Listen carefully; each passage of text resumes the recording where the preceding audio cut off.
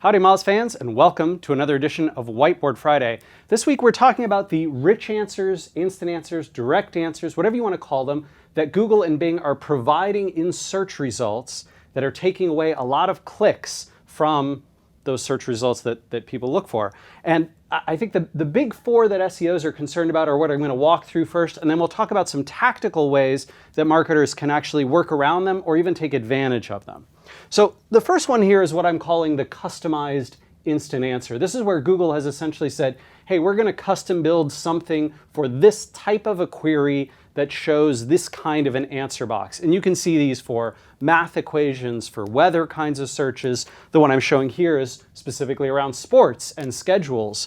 So I searched for Seattle Mariners, the local baseball team here in Seattle, who today, as of filming, it is their opening day, April 7th. So Seattle Mariners schedule is actually showing, right? Well, it's actually showing the score in real time since the game's going on as I'm filming, but below that it shows scores and schedules, and it says, 4-6 versus the Angels, live at the bottom of the sixth, 4-7 versus Angels, 7:10 p.m., et cetera, et cetera. And then it actually goes all the way down here, and if you click on any of these, you'll get more detail about where the game's being hosted and where you can watch it on television. Google's essentially said, hey, you know what? No one should ever have to click on any results to get all of the key information about the schedule. If you're looking for far out scheduler stuff or very specific kinds of things, maybe you might go to there. But they even have links in here directly to buy tickets online. So really, they're taking away a lot of the clicks here. Second, the knowledge graph answer. This is where Google essentially is using their knowledge graph to provide a specific answer. You can think of this as connecting up with entities or concepts, brands, right? Those kinds of things. And I search for Mariners mascot. Google will give me this little box from their knowledge graph that says Mariner Moose, the Seattle Mariners, mascot, and they have a little logo there. They don't actually show a picture. I have to scroll down if I want to get images, but the next link there, of course, is the Mariner Moose webpage on seattle.mariners.mlb.com. It's a lot of subdomains, Major League Baseball, but we'll deal with that later. And then the third one, knowledge graph sidebar. This is probably what we're most accustomed to when it comes to the knowledge graph, where I search, I get a list of results, but then there's also a knowledge graph piece on the right-hand side. This one's showing, Seattle Mariners baseball team. There's the logo, arena, location, our manager, some details about the team, where some of this data is extracted from, et cetera. Typical knowledge graph kind of result off to the side.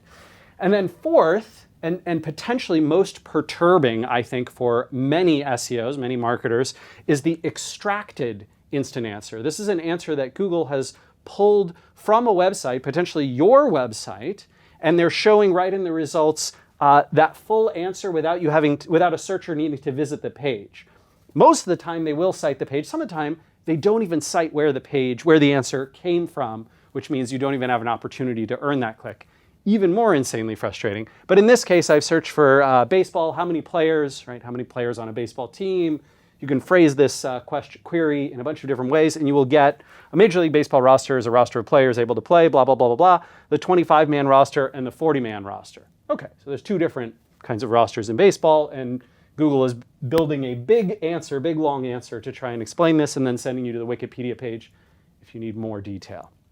So these four kinds of things are causing a ton of consternation in our field. There was a study from Stone Temple Consulting out in Boston that Eric Engie and Mark Traphagen put together, where they looked and saw that over a large quantity of search results, I believe it was at 800,000 search results set, almost 20%, 19% of those had rich answers in some format, direct answers in the SERPs, like one of these. And I think that even excluded number 3 here, the knowledge graph.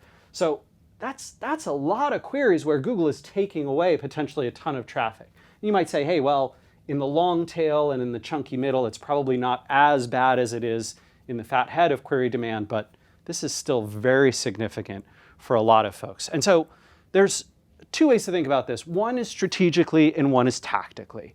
And so my first advice is on the strategy side of SEO. So when you're thinking about knowledge graph and instant answers and these kinds of things, how they affect your results, the first thing I'd ask is the branding of extracted answers a worthwhile SEO investment, right? If you get this, like Wikipedia has here, is that actually worthwhile for you? Or is that something where you say, you know what, we're not going to concentrate on it, and therefore, from saying, hey, that's not an investment for us, anytime we start to see these types of results, we're no longer going to make a considerable SEO investment there.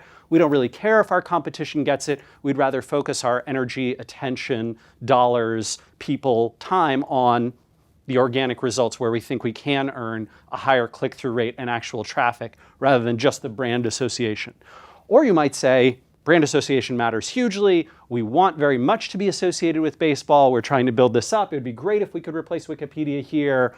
We'd be thrilled even if we didn't get the traffic. And then you need to go through the step of actually building some analytics, right? We need to say, hey, how are we going to measure when we get these kinds of results, the potential volume that's going on there, and then how are we going to record that as a success? Because you won't be able to see it in your visitor analytics or in any metric that is directly associated with your website.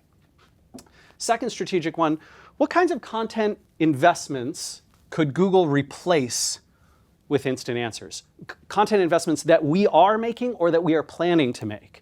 And if they could replace them, how likely do we think that is? And does that change our strategy around what we want to invest in from a content perspective, from an SEO perspective for the future? If we say, hey, you know what? We are in the online printing business, and we think that Google will soon have a price comparison in search, direct answer kind of thing, like they have for flight search in our field. You know what? Maybe we want to shy away from that and we want to go down a different avenue for the content that we're going to create. That could be something that goes into your calculus around decision making. I would urge you to at least consider the possibility and know where your threat vectors are from a Google taking us over in the SERPs perspective. And then 3, do we want more customized answers? If you're Major League Baseball or the Seattle Mariners, this is actually probably a godsend. This is a wonderful thing. Reason being, it helps folks directly find so fast where they can watch it on television, where to buy tickets online. This is actually probably wonderful for the Seattle Mariners. And they don't actually care that much, at least from a strategic perspective, an overall perspective. They don't care that much whether this is costing them a lot of traffic to their website because it's bringing great value to the brand, right? And Google is sending folks directly to the authoritative site. So this means from an SEO perspective, you don't get spammers or manipulators or ticket resellers, right, who are taking over this search space for them. So depending on the kind of brand you are, the kind of organization you are, instant answers might be a great thing, in which case you might want to think about how can we partner more deeply with Google? What can we provide in a structured format? How do we get that information to them in that kind of way where they will hopefully replace a lot of these fathead queries with exactly what we're hoping they do in a fast, efficient manner for searchers.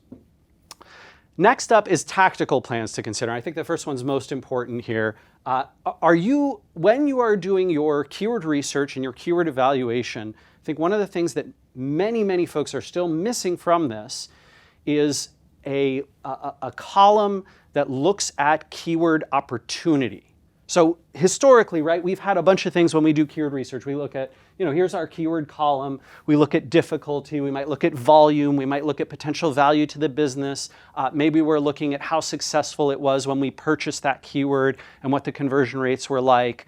All those kinds of things, right? Path to conversion, et cetera, et cetera. But one of the things we have not historically focused on is keyword opportunity, meaning the click-through rate opportunity. And that you could do something like a bucket, high, medium, and low, right? I put HML here.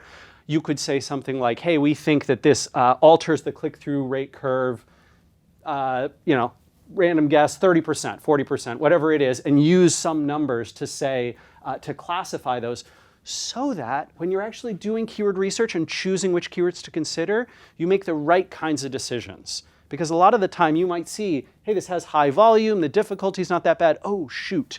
But Google has an instant extracted answer that is taking up 30% of the above the fold space, 40% of the above the fold space. SERP number 1 is probably getting 20% of the click-through rate that it would ordinarily get if that instant answer weren't there. And so that needs to be a part of our calculations going forward.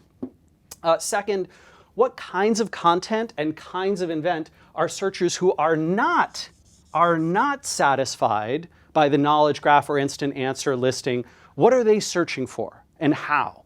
Because that is an opportunity for us to get around this problem. If I search for Seattle Mariners schedule, but what I'm actually looking for is I only want to see away games that are in 3 states that I'm going to be visiting. Well, you know what? Actually, this isn't enough. I need to go directly to the page. And so that might be an intent that I'm going to try and serve very easily from a user experience perspective on the page that ranks first, right? That's on, what is it, seattle.mariners.mlb.com. That question, if you can answer that effectively and find a bunch of those, you may, in fact, over time, be able to get rid of those instant answers. And you've probably seen there have been examples where Google had an instant answer, had a knowledge graph, got rid of it. And my perception is that a big reason for that is that searchers weren't clicking those, they weren't taking advantage of them, and instead they were choosing results below the fold, and so below the instant answer, and so Google got rid of it. So nice thing there. Should we be creating or avoiding structured data for Google to use, and will our competition do that? Right? So you need to make a decision. Hey, should we create structured data that Google can easily pull into knowledge graph, easily pull into instant answers? If we don't do it, will our competition do it? Do we care if they do it, if we don't do it?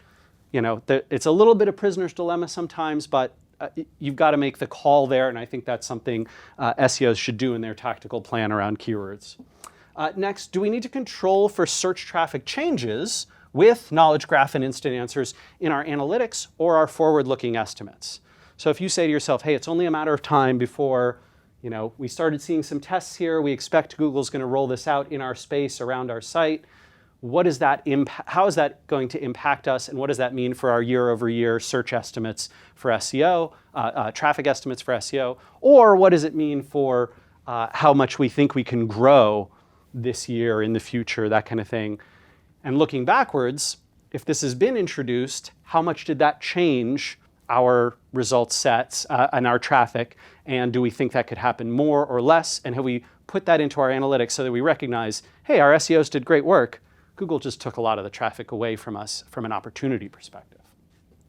And then the last one I think we need to think about is very deep in the tactical trenches, but that is, did the titles, descriptions, and even the keyword targets that we're focused on, those need to focus on longer tail or more specific types of questions and searcher intent, right? So we might say, hey, you know what? I'm willing to sacrifice ranking for Mariners mascot, but I really want to rank for Mariner Moose videos. I really want to rank for Mariner Moose costumes. I really want to rank for whatever those extra intents, those things deeper down the funnel, and those long tail parts of the query might be. And that could change the types of content and keywords that you invest in. All right, everyone, I know knowledge graph and instant answers can sometimes be very frustrating for us, but I hope you'll apply these tactics and recommend some more in the comments, and that we'll see you again next week for another edition of Whiteboard Friday.